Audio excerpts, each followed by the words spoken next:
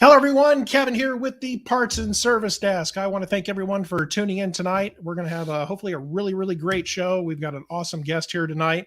And again, I just want to thank you all very much for tuning in. One thing I would like to make sure I let everyone know, since we're starting to kind of branch out our reach, I'd like to let you know if you are listening to this on podcast or Rumble, that this show is filmed live, usually a few hours, if not before the podcast airs. So just be mindful of that. If you can't see what we're doing or what we're talking about, feel free to tune into us on YouTube Live, Facebook, also Twitter, and again on Rumble if you'd like to watch with us and kind of go along. So with that, again, thank you so much for being here. And hopefully all of my friends that are in the service business or any of the ones that are in the private repair shops that are out there constantly sometimes dreading that phone call to an extended service contract company, or kind of wanting to hope that they can get everything that they need. That's what we have going on tonight. We are going to try to answer some questions, maybe kind of get down to the meat and potatoes of what is involved in contacting an extended service contract company, which commonly is referred to as an extended warranty, and hopefully maybe offer a little bit of kind of like an education to what you can do when you call in. So that way you have a better chance of getting all the information you need. And hopefully if that customer has coverage, be able to get a claim approved. So that way they're happy and everybody can move on and keep their car running. So with that, without further ado, I'll bring on a man who needs little introduction in his industry. We have here Mr. Shane McDougall. Hey, how you doing? Good. How are you this evening? Awesome. Thanks so much for being here on the show there.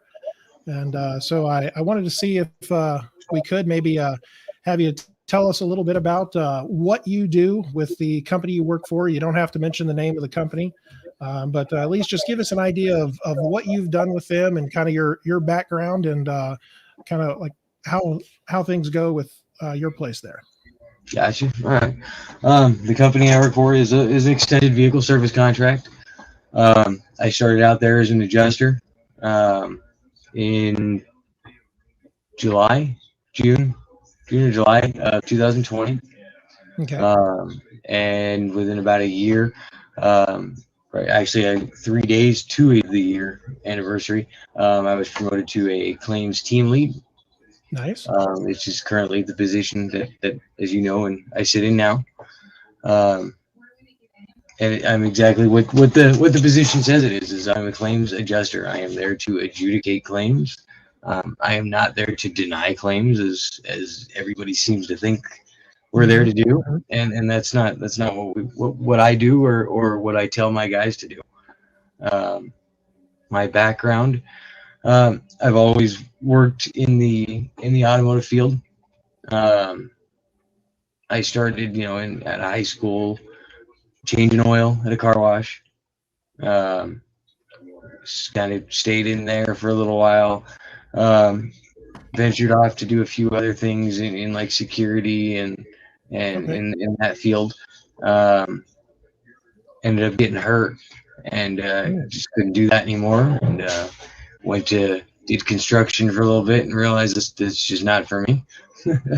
and I got a job inspecting cars coming off the trains for Chrysler, Ford, GM, and Toyota. Toyota was the other one. Inspected cars for the rails.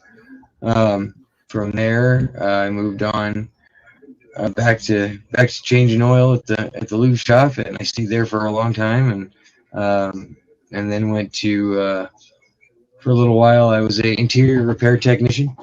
Oh, nice. Going around, I worked for different dealerships throughout the valley here in Phoenix. I did parts for actually through the Larry Miller Group. Okay. Quite familiar with that. Yep, I did a lot of work. I had parts that were shipped into me all across the country. That anything from door panels with cigarette burns to, you know, the ever famous Chevy dash that likes to split open in the center, Yep. you know, to the, you know, the Cadillac seats that like to crack. And I was good at it, and I repaired all kinds of seats and plastics and Right all on. anything interior wise you could think of, I repaired it. Okay. As well as the exterior plastics that aren't painted. They turn that white color. Mhm. I would restore those. From there, I went back to the car wash because I was offered a position as a manager. Nice. I took that, and I ran an oil lube shop for a few years, all over the valley, and I got an opportunity to come hang out as a claims adjuster, and it seemed like the place to be. And Yeah. ever since, I can tell you now, after being out in the field, being in the shop, and out in the sun and the heat, and dealing with the shop politics, if you may, Yeah. uh, we this is I think I've this is home now. I've grown to love it here, and it's definitely not what all the Google reviews portray it as. Okay.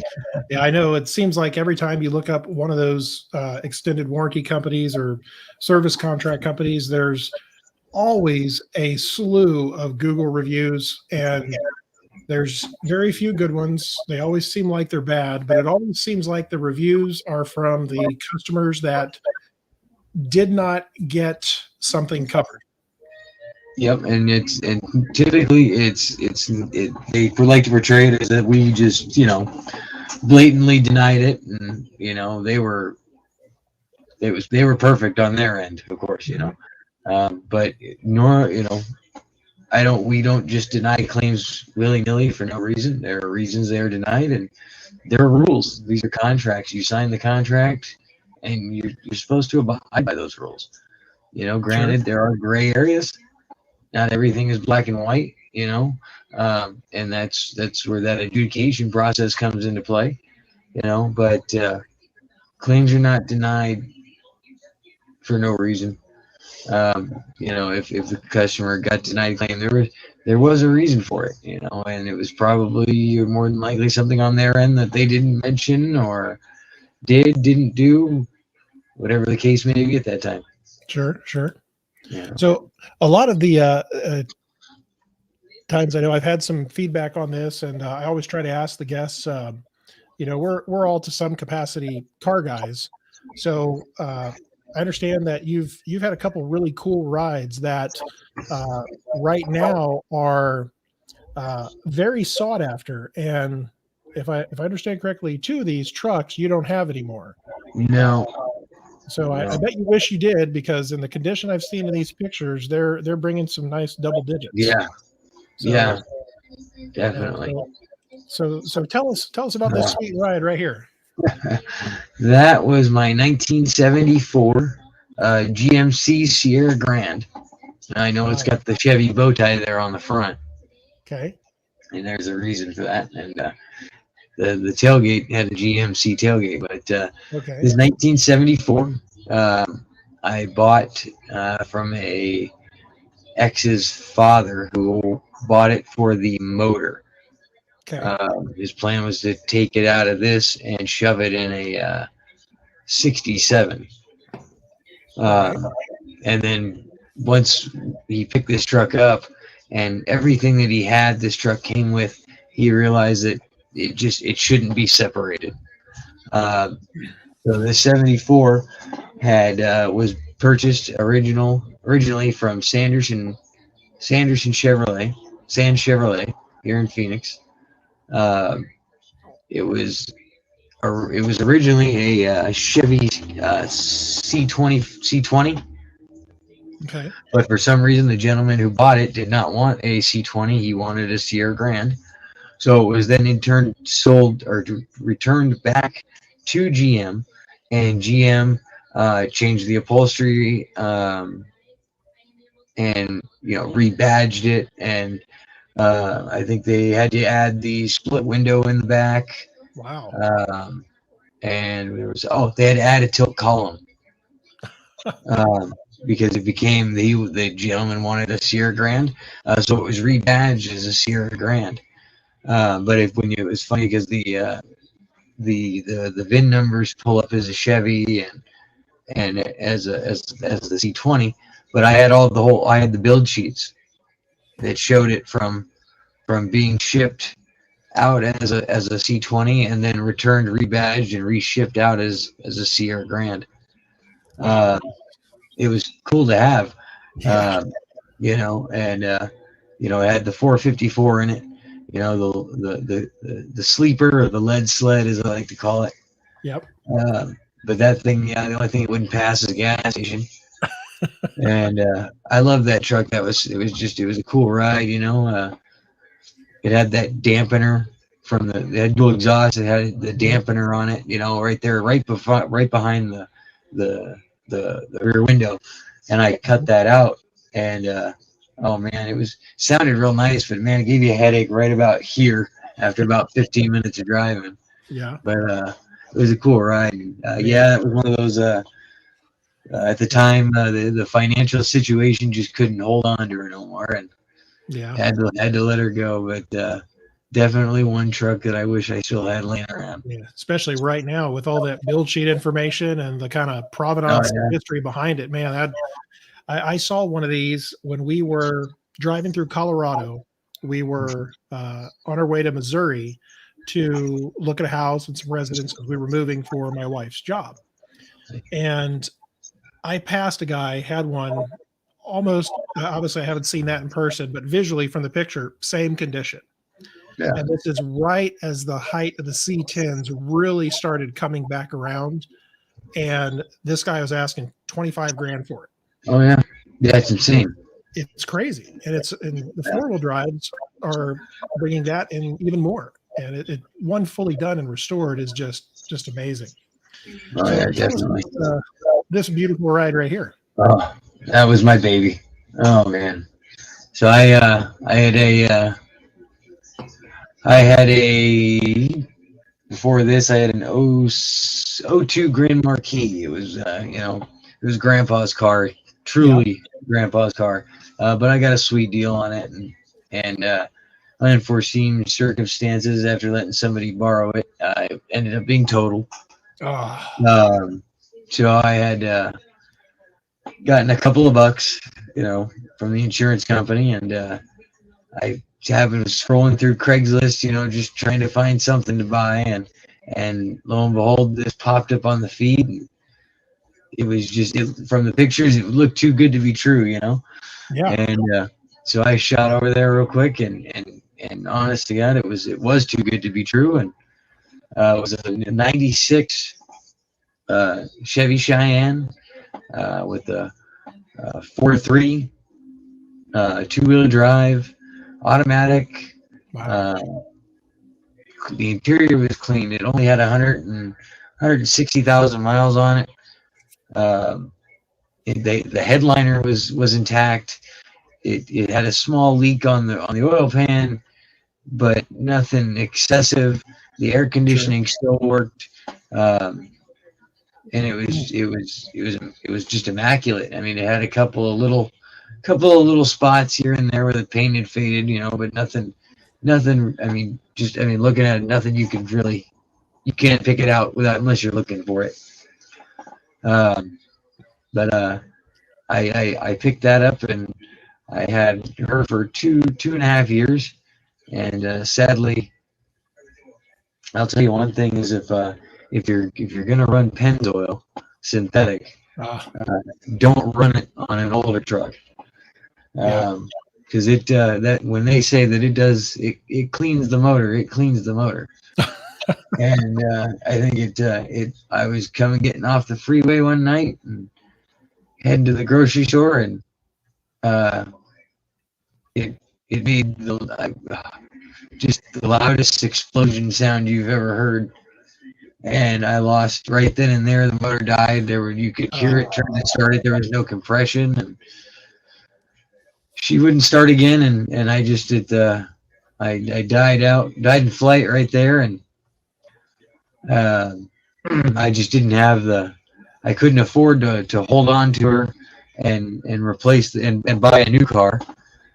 I would have loved to have replaced the motor on it or rebuild it or something, but just didn't have was not in the position to do so. Mm-hmm.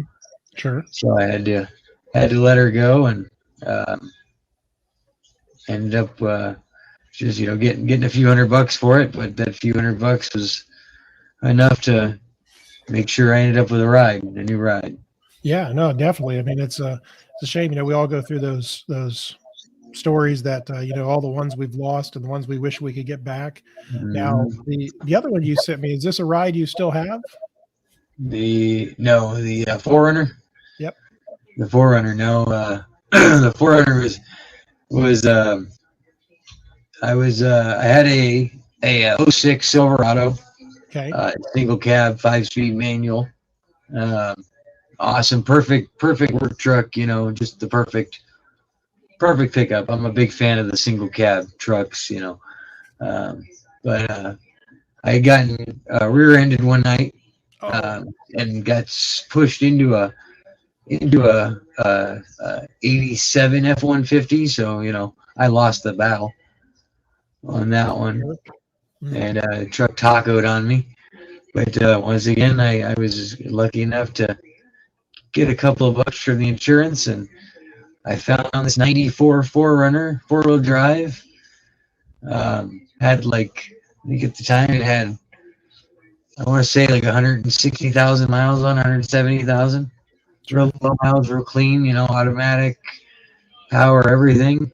With the V6, which really was nice, because I'm just not a fan of the 4-bangers. Sure. This was definitely a truck that I fell in love with. It was fun to take out and take to the desert, and just climb up some hills with it, and just an all around, one of those cars you rotate the tires, change the oil, and it'll run. But Sure. I didn't know that they had computer issues. Mm-hmm. And turns out the computer died on me one day, and I didn't realize that they had computer issues. And I ended up selling it to a scrapyard. And then about a month later, I found out that had I gone to the junkyard and bought a $250 computer, I could have fixed it. And I was unaware of that, but one of those exactly. Yeah. Wish I would have known kind of things, but only we would have had Google a little sooner. Exactly, right? Yeah. But it is, it was what it was. But that was one of my favorites. Now I'm in a God forbid, but a 2007 Saturn Ion. Nice. Yeah, but you know have what? a cult following. Yeah, they do. Well, I'll tell you what, man. This little car has tried and true, man. Never left me stranded. It starts point A to point B. Everything works. It doesn't leak anything, which is surprising. But it was definitely Grandma's car. I got it from San Chevy once again for $1,200. Wow, Yeah, that's awesome. I couldn't pass, and it had 98,000 miles when I bought it. So that's one of those, it's like, well, that's not gonna find anything better than that for what the cost is. So let's go with it. Yeah, that's what I drive for now, and until either another 96 Chevy pops up for. Oh yeah, you're in a good area too, with being in Phoenix and all that. I mean, little to no rust on any cars, and oh yeah, definitely. You're in a great spot.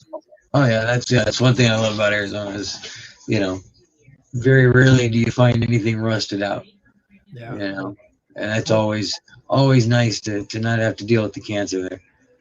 So I tell you, if I won the lottery, I would definitely hit up Arizona and California and New Mexico and just get a couple of car haulers, maybe even buy a trailer for behind my truck and just start collecting. Yeah. Oh yeah. They're all over the place, man. And as long as you got a little bit of patience, they will pop up. Yeah, every day. it's cool. See, I like talking about the cars and stuff because everybody always thinks that, it's like, oh, I'm a diehard Ford guy. I only bleed blue, which I am a Ford guy, but I do like everything, and you got your Mopar or no car, and the little Chevy boys with their bow ties and everything. But it's nice to see the variety, which those are two really, really cool trucks. And the Forerunner and the following that they have, I mean, they're getting huge in Oh overlanding yeah. now. And, Oh yeah. and it seems like everybody's got one. There's a couple people I follow on YouTube that kind of do the overlanding thing, and they're one guy actually has like a 92 to 94 Forerunner, and it just got some bumper upgrades, minor suspension. The thing goes. Doesn't take much. Yeah, it doesn't take much, man. They really don't. That was one thing I loved about that truck is it everybody. I mean, seeing some of these guys, they throw tons of money into the suspension and all all kinds of crazy stuff. But I don't know if you've seen the video of the guy with the grandpa with his 42 wheelies. Yeah. And it's bone stock. There's nothing different. And he climbs the same hill that the guy with the 6-inch lift, and Yep. locking out and all shebang does. He does the same exact thing. I know. Yeah. See, and that's what it's all about having fun. And a lot of folks that know me, like I said, know that I'm a big Ford guy. We've got an 06 Mustang that I daily. It's got 229,000 miles on it on a little 4-liter. Again, it's a daily driver car. Never had any issues, knock on wood, with the cassettes for the timing chain. Knock on wood now. Yeah, I know. I'm going to have one now, probably tomorrow. The 5R55 is still going strong. Maintenance is the key. I've flushed the transmission fluid regularly in that. We've got a 2016 F-150 that we bought brand new. That's our kind of our family car that the wife actually now kind of drives. It's cooler than a station wagon or a minivan. I've had a slew of Mustangs. I mean, I've from 79 coupe to an 80 coupe to an 82 GT, an 85 LX V8, an 86, two 86 LX V8s. Probably my most favorite two were my 93 GT triple black cloth interior and my 98 Redfire Cobra that had the saddle leather interior. Probably those were my two favorites. I have had a couple Toyotas. I did have an 86 and a half Supra, which was a really, really cool car. Nice. That was my first experience with Toyota's multi-layer head gaskets. Oh, yeah.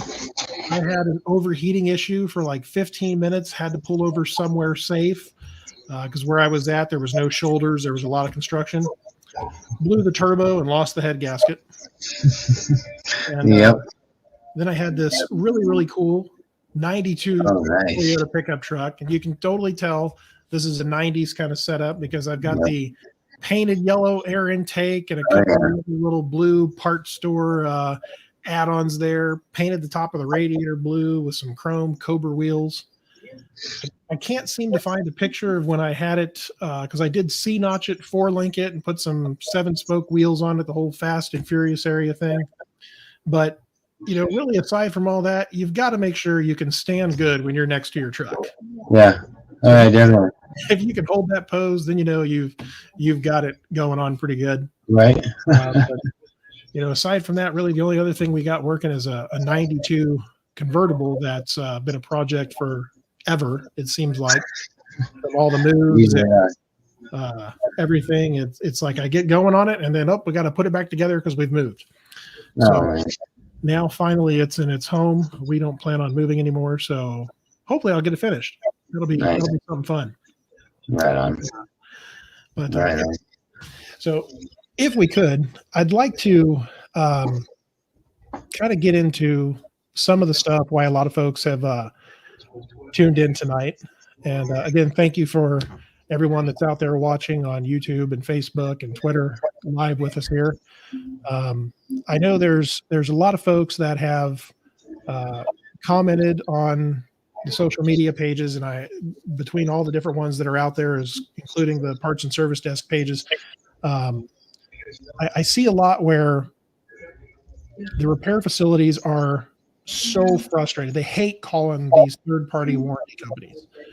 And from having done it and kind of being on both sides of the fence, I see where sometimes problems can lie on both sides. I know one of the biggest and most frustrating things is the hold times, but I think those have kind of gone away, it seems like, in a lot of sense from all the different companies.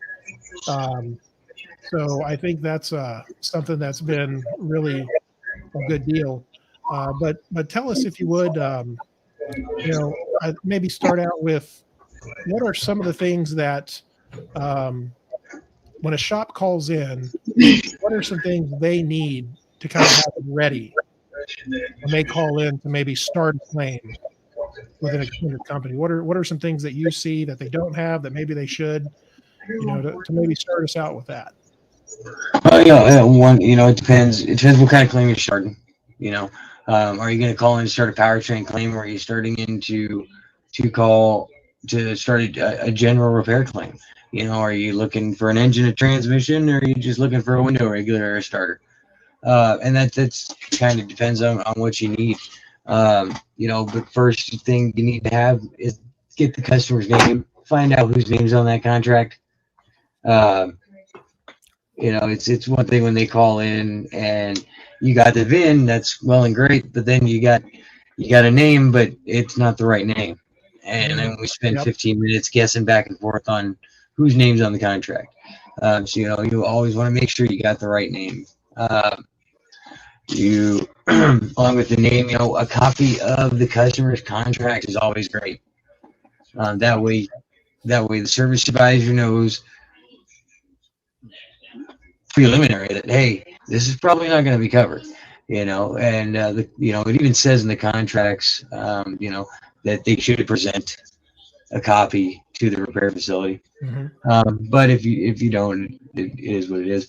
But the name, the year, make, model, you need to definitely need to have all your diag information, all of your text notes. Need to know what parts we're looking for. Need to have the part numbers of the parts that we're looking for. That would be cool, Along with that, make sure that we got list, no matrix pricing on there, because the contracts are not going to pay the matrices. It needs to be MSRP. Make sure you have all your fluids, your gaskets written down, along with even on those fluids. Make sure you have part numbers for those fluids as well, because most of these contracts out there, if you just say I need 2 gallons of coolant, well, that's well and great. If your coolant's $25 MSRP, well, you don't have a part number, we're going to pay $12 a gallon. So that's like a national average or something, right? You kind of go off a basis, or exactly. I think they take Chevy, GM, or GM, Ford, Chrysler, Toyota, Nissan, all their coolants, added them together and divided and got their average there. And here we are. But yeah, definitely the your diag is important. Your tech notes are important. You need to know what parts you're going to replace, and what the failure was to those parts.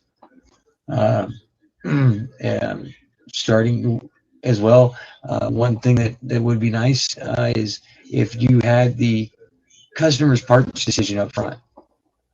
Talk to your customer and ask them, hey, this contract may or may not cover the OEM parts. They may give us the option to ship in a used part or ship in an aftermarket part. Where do you want to be at the end of this? And that would help speed up the claims process, because at the end, once we get to that point, then we spend 3 days chasing the customer trying to get that answer. So that's something that I did see come up in one of the things on Facebook in one of the advisor groups. Is a lady had mentioned something, and I think the same lady actually ended up contacting us on the Parts and Service Desk Instagram. She said that there are some companies out there that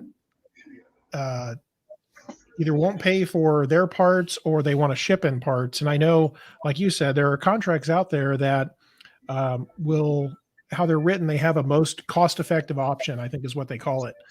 And if it's not the OEM part, it might be an aftermarket part for whatever, a window regulator or radio or what have you. And there's nothing wrong with that. I mean, that's a part of their contract. It's just, I guess, a matter on whether or not the repair facility chooses to accept that. Yes. Yeah. So I mean, every contract's different. I know there are vehicle service contracts out there that buy OEM parts, no questions asked. I know there are contracts out there that they buy used parts, and if it doesn't matter if it's a fuel pump or you know, a window regulator, you're getting a used part. You know, the company that I work for, they give you options. You have the options, but the contract does state that the contract will cover the most cost-effective option to repair your vehicle back to running condition. You know, whether that be an aftermarket part, it be a supplier used part, or it be the OEM part. But the customer, in the end, has the option. It's not like we're going to make I'm not going to make that decision for them. You know, when it comes down to that option, you know, you tell the customer, you know, Mr. Customer, contract found the most cost-effective option on this is an aftermarket starter.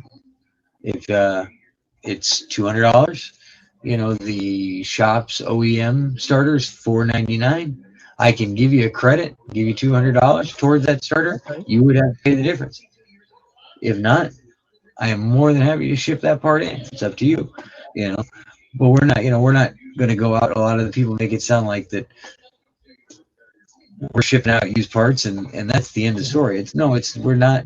We don't. At no point do we make that decision for the customer.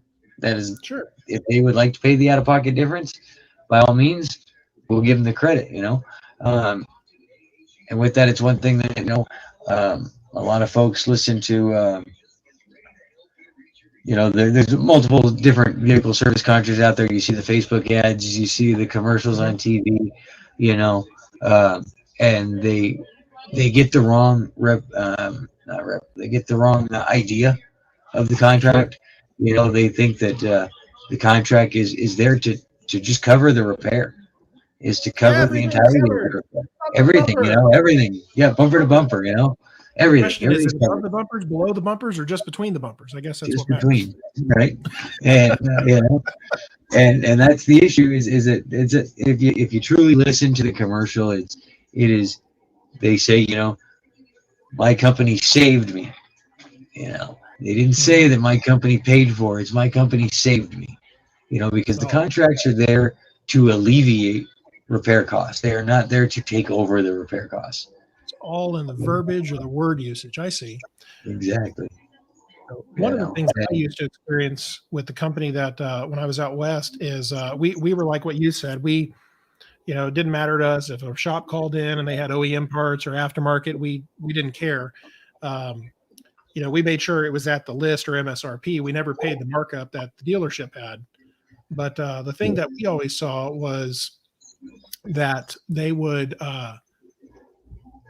shops that weren't familiar with our contract would call in and be very hesitant. I call it the scenario that we all as advisors have experienced with our green employees and stuff. I call it the first day scenario. They've called every extended service contract company in the past. It's always the first day scenario. So it's like, so what do you mean? I need mileage? I need to know what day it came in. Well, yeah, I mean, you need to know that for your own purposes for insurance liability. Yes. So that's something that I always found is a good basis. You know, you have to write down your 3 C's when you write a repair order, and as you close it and book it out, so it's on an invoice. You need to know why the customer brought it in. You know, and it's not just you know, hey, why did the customer bring it in? Oh, it needs a starter. Well, it's not what was asked. You know, why did the customer bring it in? Oh, well, it wasn't starting. Okay, cool. Key point, simple question, simple answer, and then, you know, what did you do when you diagnosed it? You know, and I know at least our calls at the time, they're all recorded, so it's kind of a legality aspect. And, you know, did you do a charging and starting system test? Did you check power and ground? Did you do a starter draw? Those are all basics. We know it's probably been done. Basic bag steps. Probably even beat on the starter to get it to actually start. Need to know that. Kind of that right there condemns the starter. And then you need to put a starter. Then you can obviously check to see coverage if you don't already know. Always a good idea to always check every contract because they all kind of vary slightly, I know, depending on when they were written, as far as like a contract written 3 years ago could be like a powertrain compared to a contract written 2 months ago for a powertrain could have different coverage. Oh yeah, definitely. Yeah, and that's one thing. Yes, is that when you call in and you start that claim, you need to have all that vehicle information, mileage, and what the customer's complaint was. Not just exactly needs a starter. No, that's not what he said. I doubt the customer came in and told you he needs a starter. Yeah. I need to know what he said. What exactly did he say? Because in that just that simple statement could help determine coverage, depending on what the customer says. But we need to know what happened, what he said happened. And then exactly the diag. Did you do a start charge test? Did you do a pressure test? Did you check AC pressures if we're looking for a compressor? We need to know what the diag was and what did you do for that diag. We can't accept tech says it needs an AC compressor. Awesome. Right. How did he figure that out? Explain that to me. And that's one thing that we get a lot is well, I see it all the time. Well, that's awesome. I'm proud of you, but that doesn't help us. We need to know. We need to know what happened. We need those ambient temperatures. We need the high and low side pressure readings. We need, the voltage readings. We need to know if, power and ground is good. Just something just that simple. Sure. Is power and ground good? We need to know, was this an internal failure? Was this a mechanical failure? Was this just a material failure of the radiator? Mm-hmm. Or did somebody shove back up into it and put a hole in the radiator? Just minor details. Minor details, but hey, nice to know. We have to take you on good faith. Yeah. Well, it's an easy kind of analogy I would think would be is almost as if the advisor has the ability to show the customer the problem. They need to show us kind of through the telephone via the words, via the diagnosis. Exactly. And if they can build that story, it probably will make it a lot easier to get somewhere moving. Exactly. Yeah. You wouldn't tell the customer, well, it's broken. Most customers want an explanation of what happened there. Yeah. What's going on with their vehicle.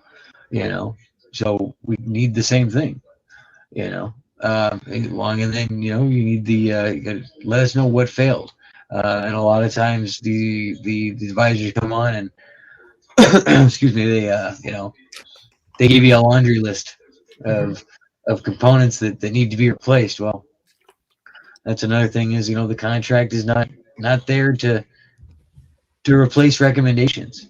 The contract replaces failed components. Mechanical breakdown. Exactly. So just if it's not broken, it's not getting fixed. One thing that just as our team says, no broken, no fixed. Just real quick and simple. If it ain't broken, it ain't getting fixed. You can't show me that it's broken, then it's not going to get fixed today. Why is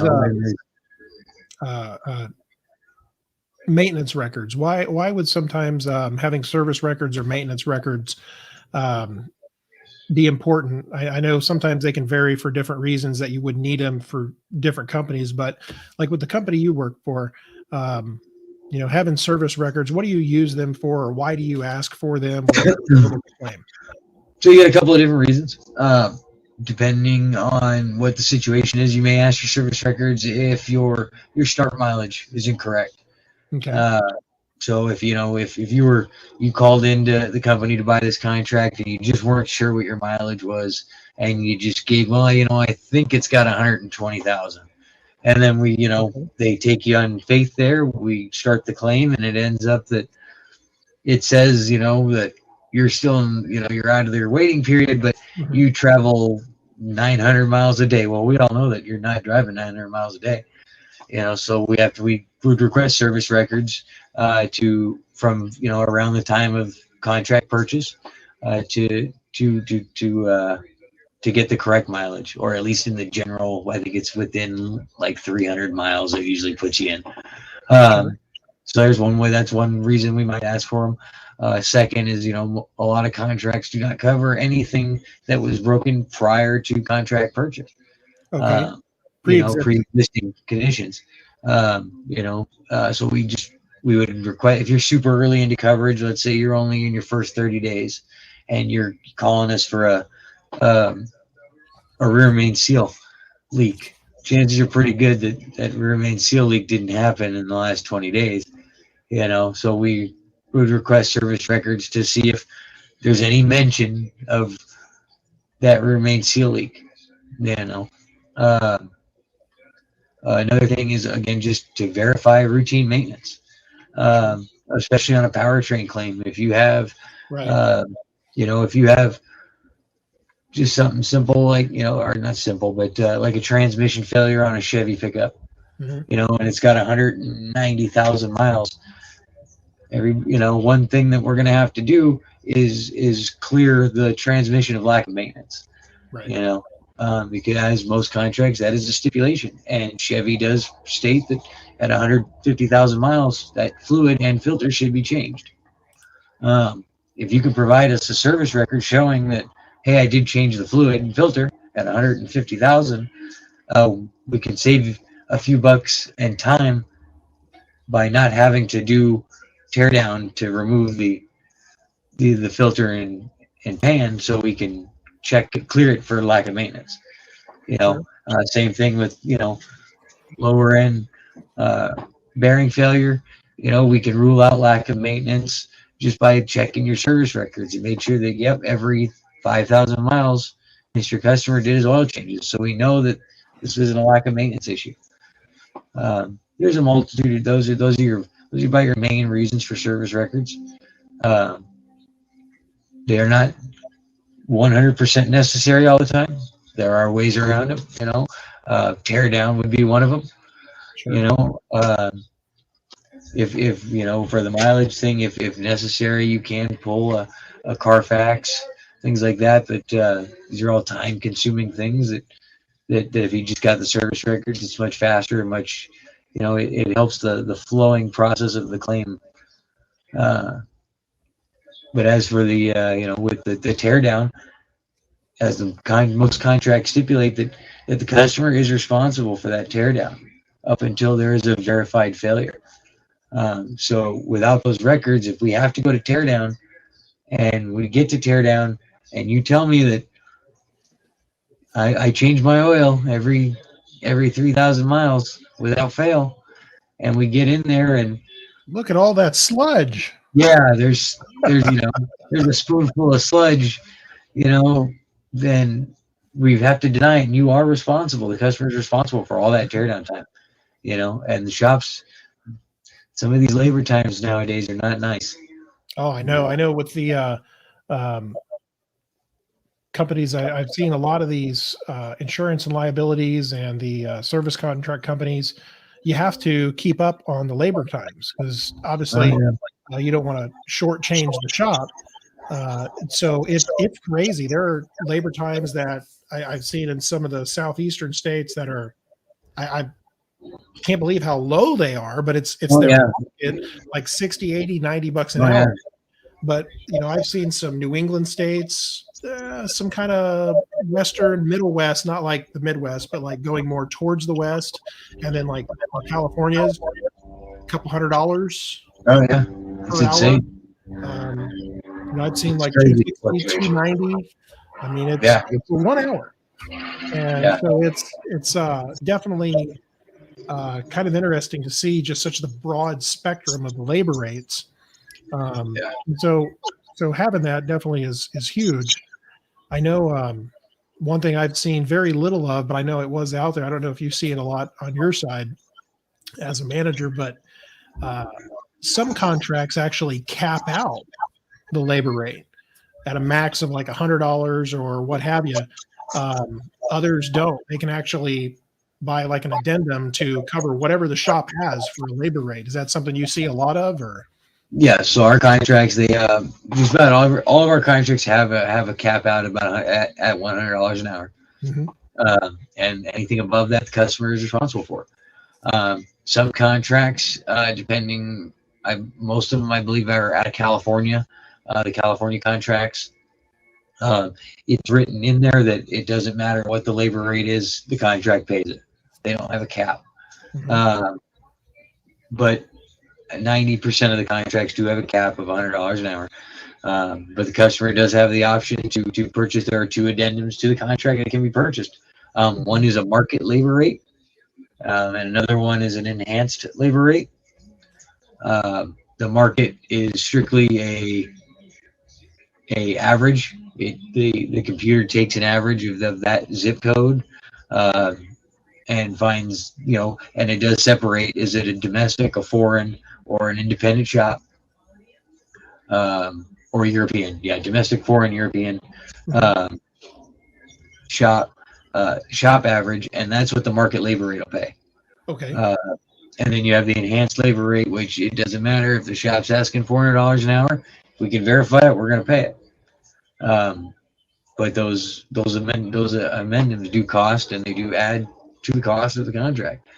And it really depends on where you live. If you, like you said, are in some of those southern states, I want to say, Kentucky, Alabama, some parts of Florida, Yeah. areas like that, $100 an hour labor cap, you're golden, and that's anything from an independent to Mercedes. You're good at $100 an hour. Yeah. But yeah, you get up north or more west, and $100 does not get you very far. Yeah, it's pretty crazy what they have as far as that stretch of labor rates. Now, a moment ago, you were talking about the cause of failure and teardown and stuff. I know it doesn't necessarily mean you want every shop, whoever sees this video, to tell every customer that they've got to tear down every single vehicle to get to the part. But I know most contracts, the only way they can determine coverage is to know what the specific broken part is or the cause of failure.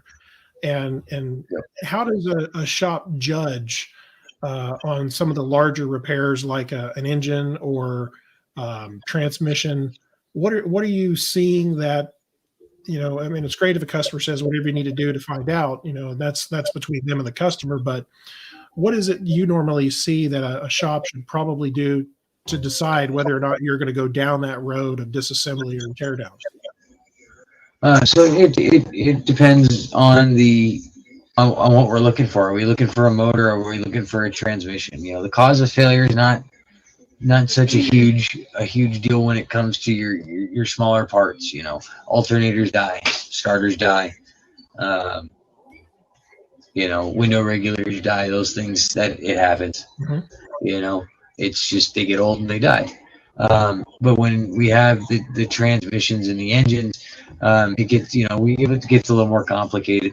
Now, me personally, when I was doing, I tried to find the easiest route to the answer, without a ton of teardown. So one thing that you look for is how deep are these people into contract? You look at, are there any prior claims? You look at, do they have service records? I try to start as minimal as possible. But for the cause of failure, we need, like, on an engine, that's not, we got no compression. We need to know, was the failure the rings? Is it the valves? Is it the valve seats? Where are we losing the compression? And what caused that loss of compression? And because that in turn determines contract coverage. Because if we have to remove the cylinder head and we open it up and there's a 1/4 inch thick thing of carbon sitting there that's, covering the rings, then it's not covered. That's not a coverable failure. If and that just why that cause of failure is so important. Same thing with the transmission. Did the torque converter take out the transmission? And did the torque converter fail and spit metal throughout the entire transmission? Or did that torque converter fail and they drove it into failure? They drove it until the train failed. Lower ends. Do we have a single isolated bearing failure, or did we have a bearing failure and then they drove it all the way down until we cooked all six? We cooked the rest of them. And it just that's where that RDI, the teardown, comes into play. We need to know, was this a isolated failure, or did this stem from something else and it caused this? And then the issue is, was that cause of failure, or the original cause of failure, is that covered under contract? Because the contract does stipulate that if a non-covered part damages a covered part, there's no coverage there. Also need to check for, on these engines is overheat. And overheat is a big one that tries to get pushed through, and they'll come in and I need a new head. Oh, what happened to the head? Well, I don't know. The head gasket failed. Well, head gaskets usually just don't fail. They usually overheat. So then we had to send out and send it to a machine shop and check it for warpage and things like that. And that's part of the RDI and the teardown, and the customer is responsible for those things until we can verify that it's a coverable failure.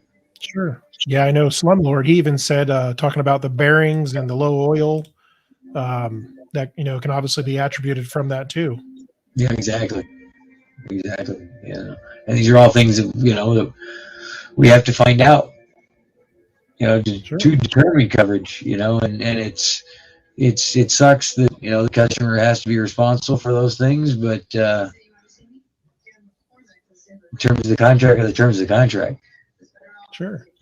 Now, I know Mr. Neo, he had mentioned there that, a lot of times a person won't always understand when an issue happens like that, like when a bearing fails and they just typically keep driving, and in their mind, they think it should still be covered. And I feel you on that. I do understand it. But when you have a lower end bearing failure, that engine's making noise, and it's not making a noise that it should have made, and it doesn't always make. And turning up the radio is not an answer for that. Exactly. I'll just keep driving. You keep driving. Every contract comes with free towing. All you got to do is pull the vehicle over and give us a call. And even just the fact, even if you're just being overly cautious and nothing's wrong, you don't pay for that tow. Yeah, that's good to know. And I think there's a lot of companies out there that offer that. Maybe not all of them, but I know where I worked in Utah, they had that free towing, and it's amazing to me how many people don't, like we said earlier, read the contract or know their coverage to know how much they have or what benefits they do have. Exactly. And that's just protection of the vehicle. That is right there in the contract terms, that continued operation and failure to protect the vehicle. Sure. Yeah, it looks like we've even got Ronald McDonald on here. Ronald, thank you. I love the Ronald McDonald house there. It's a really good time. He says always pull the valve cover on bigger concerns there. Pull the valve cover. That's one way that we've cleared for lack of maintenance. It's a real quick way to clear lack of maintenance. Pull the valve cover. Yeah. That's a good one there. I guess, that says a lot about kind of,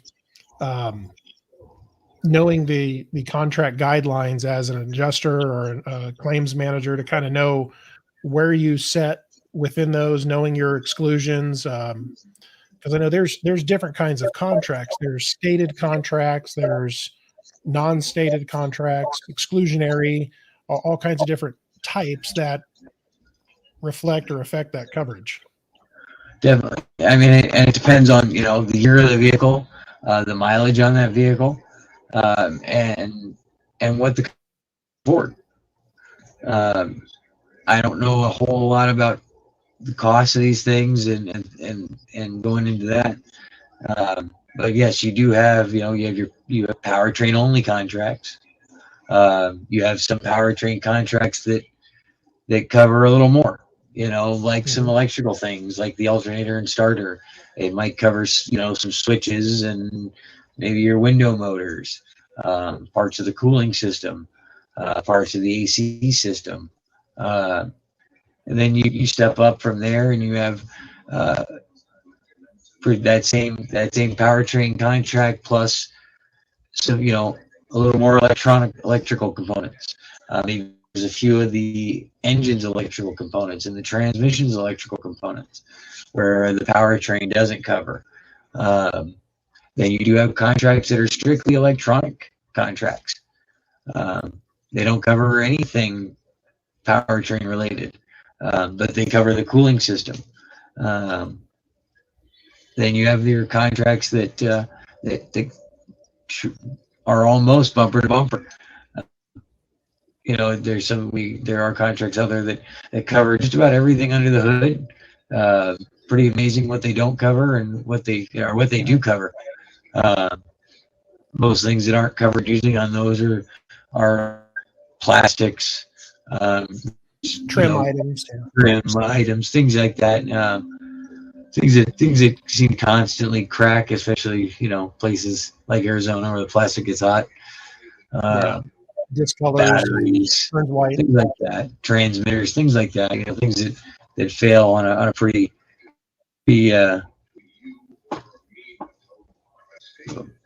frequently, I guess would be the best one. Sure.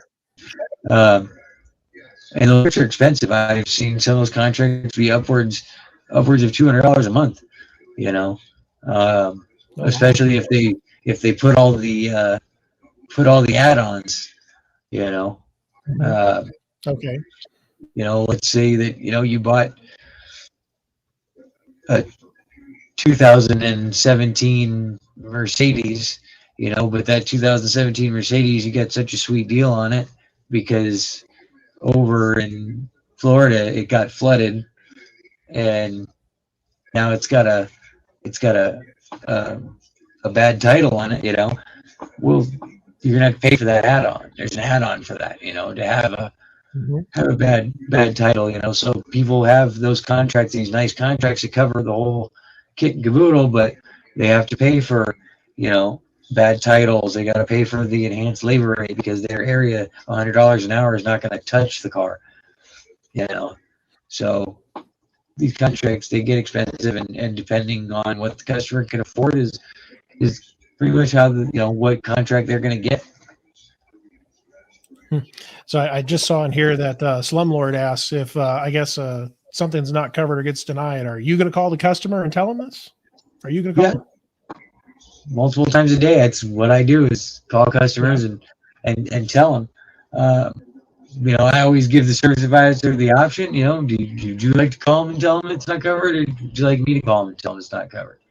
And some service advisor that they have a very personal relationship with some of their customers, and they would rather speak to them themselves. Whether that's to badmouth me or not, it's not my issue. But I have no problem, calling the customer and letting them know that, hey, I'm sorry, but under the terms of your contract, this just isn't covered today. I'm not, I'm not doing this to be a bad guy. And a lot of the times, as long as you just explain it to them, that why it's not covered, majority of the time they're okay.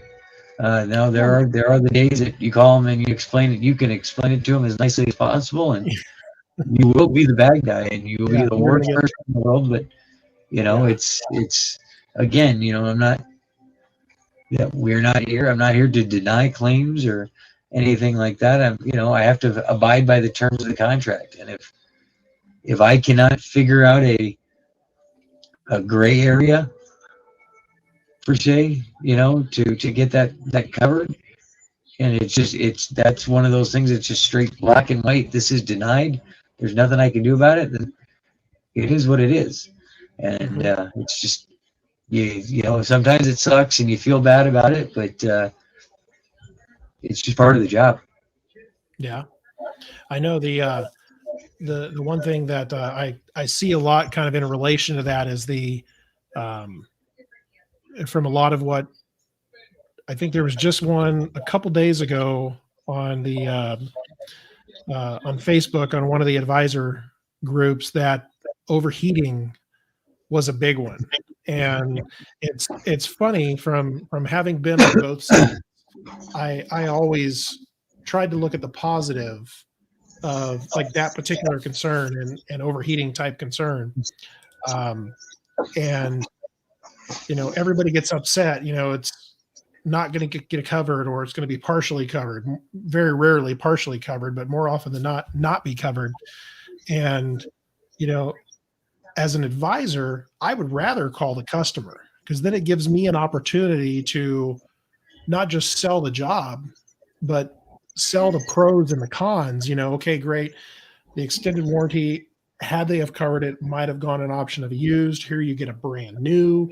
You know, it's all about the selling side of the service, and then any other added aspects that might be worth the while. Okay, the engine is the failure, but you know, maintenance wise, you need hoses, you need a belt, you know, all this other stuff. So I tried to look at the positive side when something wasn't covered. Um, but why do you usually see when it comes to something like overheating, as they commented on social, why would that typically not be covered under a contract? Overheat. So the overheat is most contracts do not cover the engine overheat because one, it's not that it's a well, it's a common occurrence, but once that's one of those failure to how do they word it in some of these contracts is you know you know you know failure to protect your vehicle, you know, and that's where that it all comes back to that failure to protect your vehicle, and it can happen so fast. I truly believe that that's why it's written into these contracts. The overheat isn't covered Mhm. because it just, you know, as anybody knows that, you know, that gauge hits hot before you realize it, and you're cruising at 80 miles an hour, and it hits hot, and you've gone 6 miles at hot before you realize that, oh man, it's hot, you know, and most people again do that, you know, where they think, you know, I can make it to that next exit, you Yeah. know, um, and that is the issue at hand is there's so much damage can be done in such a short period of time Hmm. that if the contract were to cover that, we would be buying engines daily, you know, uh, That could get a little expensive. without question, you know, especially on some of these new vehicles like the Lincolns with the internal water pump. Oh yeah, and the You know? crossover tube pipe and all that. Yeah, you know that thing starts leaking, and most people you don't even realize it's leaking. You know, and it overheats. So yeah, it's amazing. You know, on those, and that's one of those vehicles that, you know, if that thing gets hot and it blows up, then we're buying a motor, Mhm. and that's why they stipulated in these contracts that overheat is not a coverable failure. Now, needless now, you know, to say is it's not that nothing's going to be covered. You know, if your contract does cover the water pump and it was the water pump that failed, you still have coverage for the water pump. You know, if it was the timing that failed, um, then we still have coverage for the timing. You know, if it was the radiator that failed, there's still, and you have coverage for the radiator, there's still we'll still cover the radiator. Mm-hmm. Same thing if you're the thermostat and belts and pulleys and things like that, as long as the cause of failure will still be covered. We can, then it'll cover that. But if you don't have coverage for any of those things, and it overheated, you're on your own. Sure. But the overheat is just one of those. It's one of those parts of the contract that I'm not, I'm not a fan of, because there are times that I do feel that, man, this poor guy deserves an engine, but terms of the contract are the terms of the contract, and there's really nothing that I can do about it, and a lot of times when you do have overheat, I have found in my experience that there are underlying issues as to how we got to overheat, Usually something's going on. Exactly. Anything from, I've had people tell me that, I know I'm supposed to fill the coolant return every other day, and I just forgot this week, and I only drove across the parking lot with no water in it. And, sorry, man, but that's across the parking lot, and it sucks, but here you go. I'll cover that. Hey, your coolant return tank's covered, so I'll cover that for you. But it sucks. But there's usually, when a car overheats, it's not just because the car overheated. As I found, unless it's one of those Lincolns, and then you're just SOL. But but yeah. Man, it's overheat is a hard one. Yeah, overheat is not a fun area to deal with. It's not. They're never fun claims, and a lot of the times you do have adjusters who start claims with overheat. Me personally, I like to stop them as soon as they come through the gate. You're better off stopping it there, because there's no point in wasting our time, the customer's time, and the shop's time with further tear down and things like that. It's just costs that in the end are not going to be covered under contract. Mm-hmm. Yeah, it's there's so much out there that is kind of a gray area when it comes to overheating. It's better to just, I agree, kind of, if you can see that it's an overheating issue and the advisor says, yeah, it's overheating, I mean, there's kind of really no point in going any further. It seems like might as well just, okay, hey, great, we both agree. I mean, you're there, you can back the advisor and help validate his claim, and then maybe he can get a sale out of it. Yeah, exactly. There's just really, I have a blanket statement that I use with my guys, to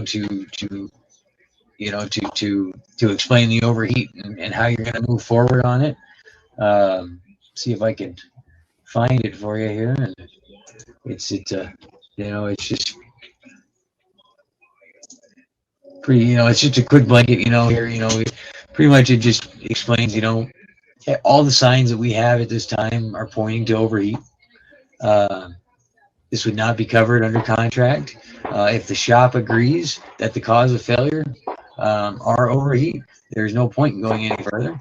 If the shop disagrees and they would like to get the customer's authorization for a teardown, and the adjuster deems necessary to show that the failure is not overheat, we can move forward. But if the claim is denied, the customer will be responsible for it. Mm-hmm. And you just kind of that's really the only thing you can do on it, is if they want, because they will argue. They always do, that it wasn't overheat. And it's, by all means, if you want to go down this road, then we can. There's nothing says we can't do it. But in the end, if it's not covered, it's an out-of-pocket cost. And sometimes, again, you do feel bad, and And there are, there's been many times that I have felt horrible about, customer. You call the customer and they tell you their life story, and you just, I have customers, I know more about them than I truly should, Yeah. But Just don't give them your personal cell phone number. Exactly. Right. Never call the shop on your personal cell phone. But in the end, it's you have to realize that they signed this contract, they agreed to the terms of this contract, and you as an adjuster cannot change the terms of that contract. And if it's not covered, it's not covered. And they will get over it whether they keep their contract, cancel their contract, or write a horrible review about you on Google. Life goes on. Yeah. Now usually about this point in the show, I try to see if we've gotten it. We had a couple that we've actually already answered. One from Christine Marie and Stephanie and Stephen. Chris Blevins actually had a really good question that said he wrote in on Facebook: should the customer contact the extended warranty before they arrive for a possible repair? That's either or. You don't have to. At no point in time do we require or ask you to. If you wanted to give us a call, let's say you have a general idea of what's going on. You think, hey, my alternator's bad or my starter's bad. You could give us a call we can start a pre-claim, and get your statement in there, get your statement on the books, so to speak, to let us know what's going on. But other than that, or let's say if you need to know where a shop is, hey, I've got some shops in my area, they don't take your warranty company, can you help me find one?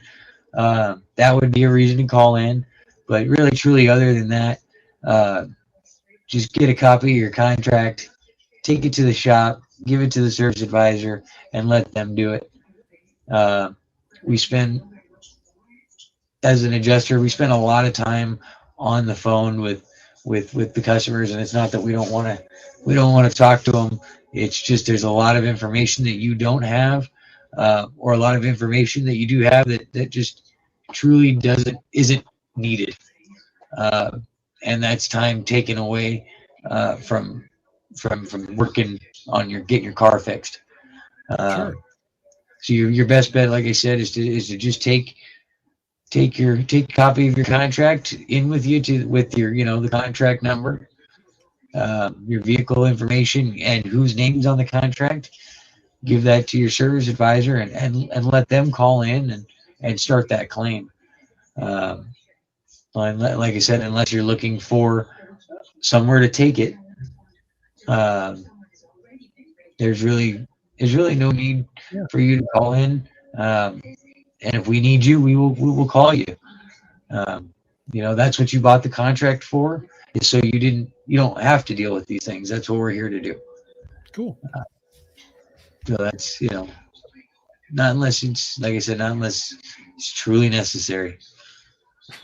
Awesome. Well, we're about an hour and 13 in now. So I know with YouTube and Facebook, they like to keep us around an hour for everybody to watch and be able to see us there. So I think we've had some good conversation. I think we've got a lot of insight, kind of answered some questions for a lot of the folks that I see on the social media that like to complain and question.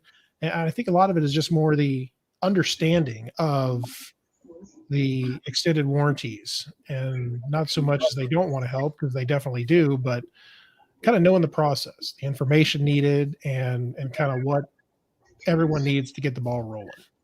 Yeah, definitely. Yeah, Definitely. So cool. So I'll go ahead and sign us out. If you'd like to hang loose, I'll talk to you here just in a little bit backstage, but I'd like to thank everyone again for joining us here on this live stream with the Parts and Service Desk. Again, I'm Kevin with our guest today, Shane McDougall. Remember, if you are listening to this on podcast, you can find us on Anchor, Spotify, or Apple Podcasts, as well as, again, YouTube, Facebook, Twitter, and also Rumble shortly after the show. So again, everyone, thank you so much for watching. Shane, thank you so much for being on the show. We really appreciate having you here today. Thanks for having me. Yeah, always happy. Maybe we can have you again here shortly soon. So Yeah, again, anytime. yeah. So thank you so much. Again, my name is Kevin with the Parts and Service Desk, and I hope you all have a really great night.